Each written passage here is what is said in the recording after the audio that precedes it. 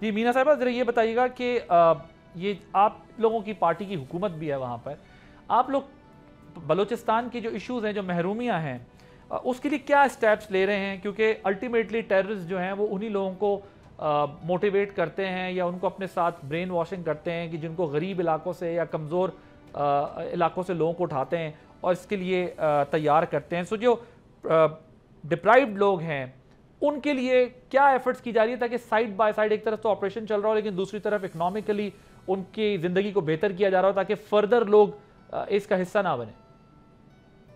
دیکھیں، سب سے پہلے تو آپ کا بہت شکریہ کہ بلوچستان کے اس ٹاپک پہ آپ نے مجھے انوائٹ کیا.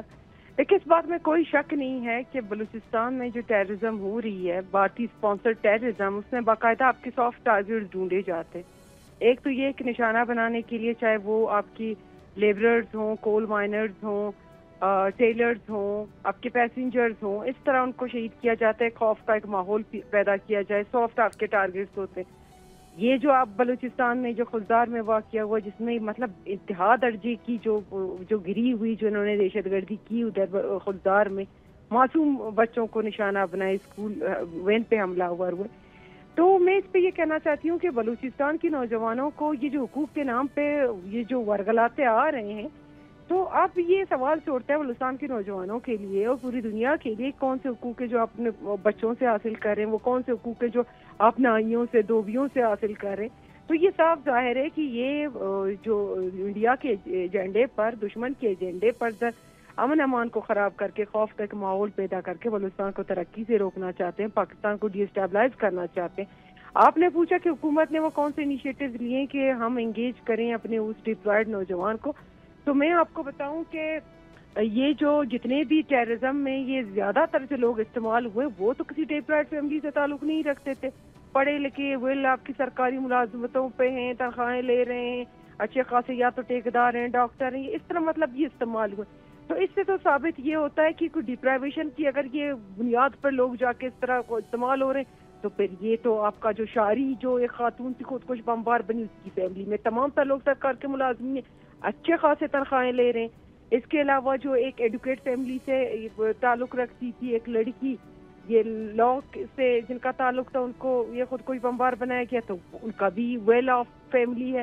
تو کہنے کا مقصد یہ کہ دہشت گردی ہے اور اس میں پلاننگ ہے، اس میں بس نوجوان ذہنوں کے ساتھ کھیلا جا رہا ہے. حکومت کی تو انیشیٹو پہلے بھی تھے، ابھی بھی ہیں. موجودہ حکومت میں ہم اسکالرشپ دے رہے ہیں. کسی بھی صوبے میں اس طرح نہیں ہے کہ آپ ہارورڈ اور آکسفورڈ میں بچوں کو بھیجیں فری آف کاسٹ. ہم بھیج رہے ہیں شہیدوں کے بچوں کو، ہم ان کی تعلیم دے رہے ہیں. باقی جو ڈسٹرکٹ میرٹ پہ آتے ہیں آن وارڈ، ان کی پوری تعلیم فری. 30,000 نوجوانوں کو باہر بھیج رہے ہیں. اسپورٹس میں ہم لوگوں کو انگیج کر رہے ہیں. گراؤنڈ لیول پر ہم پروگرامز اور اس طرح کی فیسلٹیز دے رہے ہیں. ابھی آنے والے وقتوں میں اور بہت ساری چیزیں ان پائپ لائن ہیں. ہماری یوتھ افیئرس کی بھی ایک پالیسی امپلیمنٹیشن ہو رہی ہے.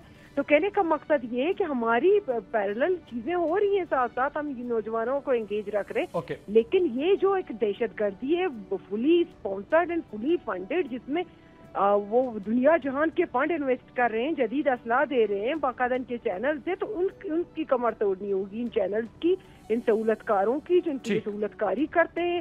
جو بلوچ نما، جو بلوچ کے نام پہ یہ جو وہ دشمن کے جو غدار ہیں، ان سب کی شناخت کر کے یہ چین ان کا وہ نیٹ ورک کمزور کرنا ہوگا. یہ عوامی طاقت سے ہوگا.